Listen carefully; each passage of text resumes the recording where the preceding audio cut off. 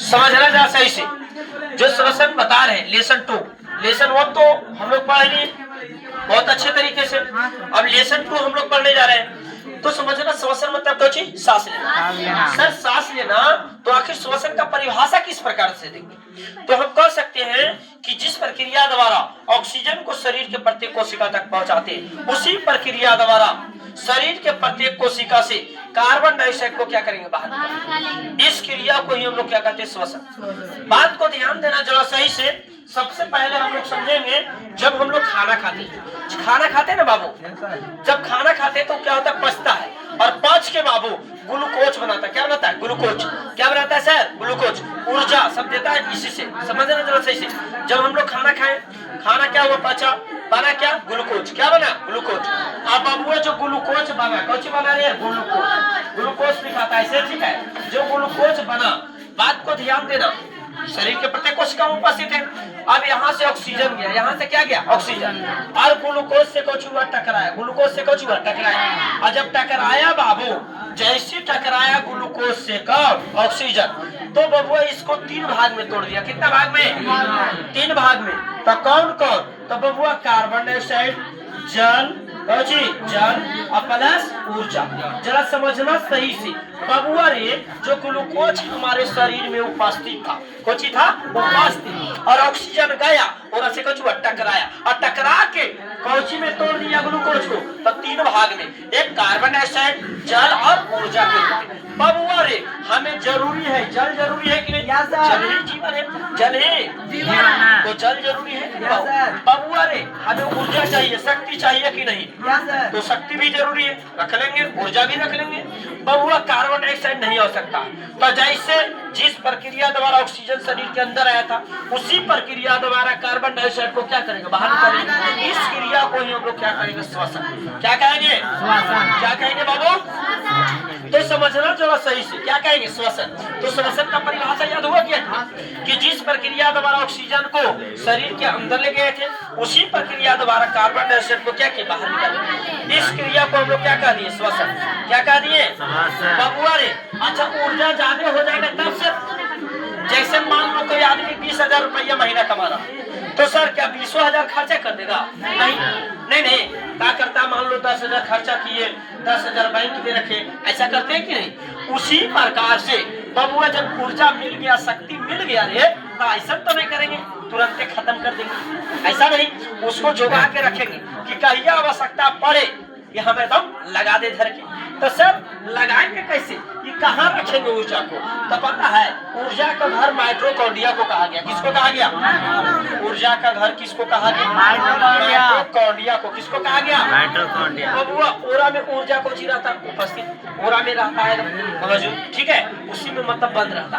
बाबू जहाँ आवश्यकता रहेगा वहाँ दे देगा, ले ले ले दे लियो दे लियो। जैसे मान लो कुश्ती कर रहा है, कुश्ती लड़ रहा है या और कोई चीज उठा रहा है, तो वहाँ ज्यादा बल की आवश्यकता पड़ता है कि नहीं? ज्यादा ऊर्जा की आवश्यकता पड़ता है कि नहीं? तो वहाँ माइटोकॉन्ड्रिया कहता है दे लियो ले जाओ जल्दी, जितना लगा दे।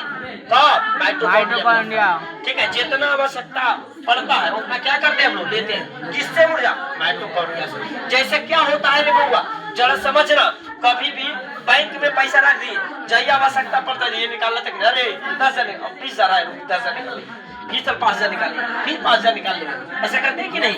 उसी तरह से जितना हमें ऊर्जा की आवश्यकता पड़ती है वो कहाँ से लेते हैं? तो माइटोकॉन्ड्रिया से। कहाँ से लेते हैं बबुआ? समझ में आ रहा है कि नहीं? कोई डाउट है?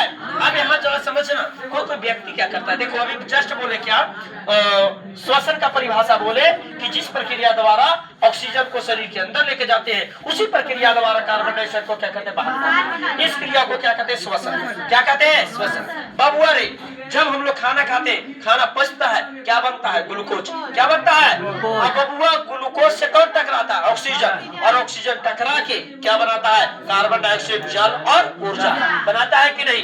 ऊर्जा। तो जी ऊर्जा, ऊर्जा किस में रहता है बाबू? तो ऊर्जा का घर किसको कहते हैं? माइटोकॉन्ड्रिया। ऊर्जा का घर किसको कहते हैं?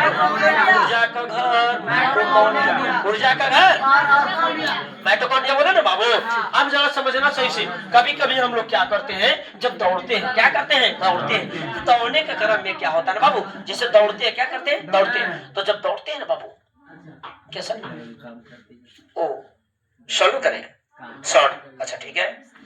हाँ देखा जाए तो हम लोग दौड़ते हैं, क्या करते हैं, दौड़ते हैं, तो कभी दौड़ेगा ना आदमी तो ऐसे करता है कि नहीं करता है ना ऐसे बाबू। तो बाबू दौड़ रहा तो जितना ऑक्सीजन चाहिए उतना नहीं मिल पाया, उतना तो हा हा करे लगा।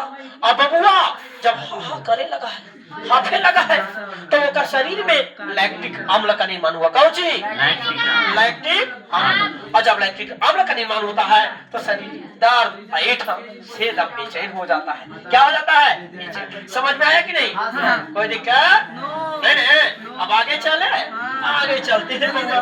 जैसे श्वसन को बाबू, श्वसन को बात को ध्यान देना जरा सही से।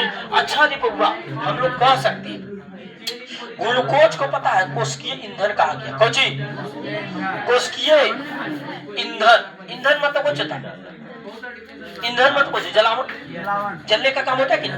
तो बाबू ग्लूकोज को क्या कहा गया, कोशिकीय ईंधन। जलाने का काम करता है। जलते रहो जलते रहो, हम काम करते रहेंगे, टेंशन नहीं लेना। ऐसा बताता है कौन सा जो ग्लूकोज का, ग्लूकोज समझा रे बाबुआ। जैसे ये जो है बाबुआ ये ग्लूकोज से टकराया कौन, ऑक्सीजन।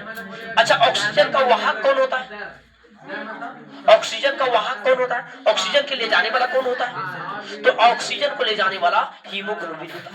कौन होता है, पूरा शरीर के प्रत्येक कोशिका तक लेकर जाने का काम करता है। तो ऑक्सीजन कौन आता है, कौन रे बउआ, हीमोग्लोबिन। आप जरा समझना रे बउआ, हम लोग समझ सकते हैं। श्वसन का परिभाषा तो समझ गए। अब श्वसन को दो भाग बांटेंगे। श्वसन को कितने भाग में, दो भाग में। एक बबुआ एक बांटेंगे जो हम लोग, एक क्या होगा, एक ऑक्सीकरण, एक